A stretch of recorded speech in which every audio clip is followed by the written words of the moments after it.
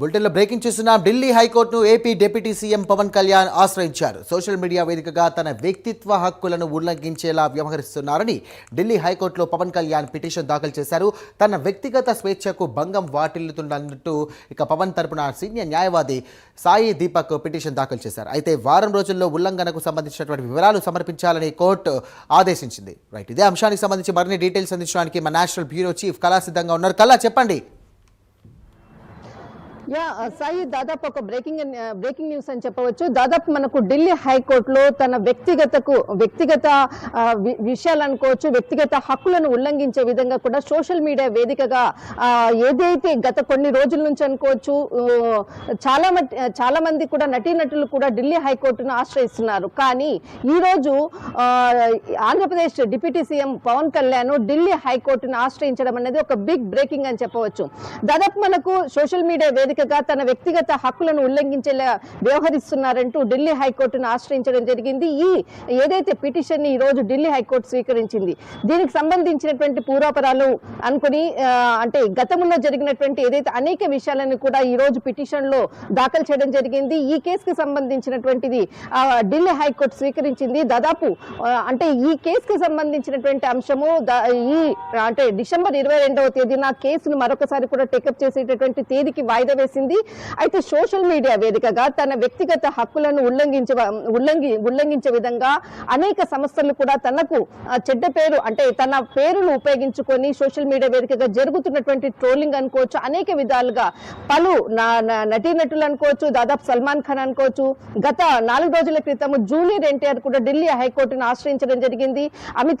అమితాబ్ బచ్చన్ తర్వాత ఏదైతే అభిషేక్ బచ్చన్, ఐశ్వర్య రాయ్ మొట్టమొదట ప్రారంభించినటువంటిది ఏదైతే ఆమె మీద జరిగినటువంటి ట్రోల్స్ అనుకోవచ్చు, అప్పటి నుంచి కూడా జరుగుతున్నటువంటి నటీనటులు ఒక్కొక్కరుగా కూడా ఢిల్లీ హైకోర్టుని ఆశ్రయించడము, తర్వాత వారికి సంబంధించినటువంటి ఎక్స్ వేదికగా అనుకోవచ్చు, తర్వాత సోషల్ మీడియా వేదికగా జరుగుతున్నటువంటి ట్రోలింగ్ విధానాన్ని అరికట్టడం కొరకు ఇక్కడ చాలా మటుకు కూడా ఇక్కడ ఢిల్లీ హైకోర్టును ఆశ్రయిస్తున్నారు. కానీ ఇక్కడ డిప్యూటీ సీఎం పవన్ కళ్యాణ్ గారు ఇన్ని రోజులు కూడా అంటే దాదాపు కొన్ని సంవత్సరాలుగా కూడా తన వ్యక్తిగత హక్కుల మీద కూడా వ్యక్తిగతంగా కూడా అనేక సంస్థలు కానీ పొలిటికల్ లీడర్లు కానీ చాలా సందర్భాల్లో కూడా ట్రోల్ చేశారు. ఎక్కడా కూడా ఎప్పుడు కూడా ఆ విషయాన్ని కూడా ప్రస్తావించలేదు.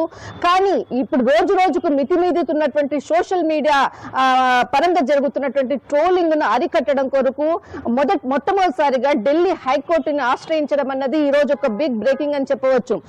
ఇక్కడ మనకు దీనితో ఇక్కడ ఢిల్లీ హైకోర్టు కొన్ని ఉత్తర్వులు జారీ చేసింది.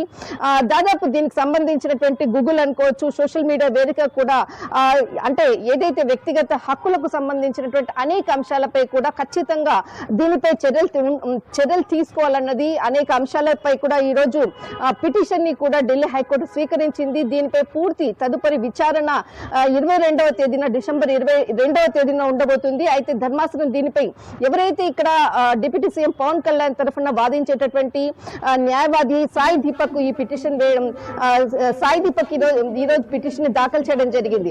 అయితే దీనికి సంబంధించినటువంటి సోషల్ మీడియాకు సంబంధించినటువంటి అనేక అంశాలను కూడా పిటిషన్ లో చెప్పడం జరిగింది. అయితే అనేక సంస్థలు కూడా ఇక్కడ డిప్యూటీ సీఎం పవన్ కళ్యాణ్ పై చేస్తున్నటువంటి ట్రోల్ అనేక అంశాలు ఎక్స్ వేదికగా జరుగుతున్నటువంటిది, సోషల్ మీడియా వేదికగా జరుగుతున్నటువంటి అనేక అంశాలను కూడా పిటిషన్ లో దాఖలు చేయడం జరిగింది. దీనికి సంబంధించినటువంటి పూర్తి అంటే మెటా కానీ గూగుల్ కానీ ఎక్స్ లైన్ ఆదేశించింది ఢిల్లీ హైకోర్టు. దీనిపై ఖచ్చితంగా చర్యలు తీసుకునే విధంగా ముందుకు వెళ్తున్నారు. సాయి దీపక్ దీనికి సంబంధించినటువంటి ప్రూఫ్స్ ని కూడా ఇక్కడ కోర్టుకు సమర్పించడం జరిగింది. ఈ కేసుకు సంబంధించినటువంటి పూర్వపరాలు అనుకోవచ్చు, డిసెంబర్ 22కు కేసు వాయిదా విచారణకు రానున్నది. దీనిపై మాత్రం మొట్టమొదటిసారిగా ఢిల్లీ హైకోర్టుకు ఆశ్రయించడం అనేది చాలా కీలకమైనటువంటి పరిణామం. సాయి, థ్యాంక్ యూ కళా.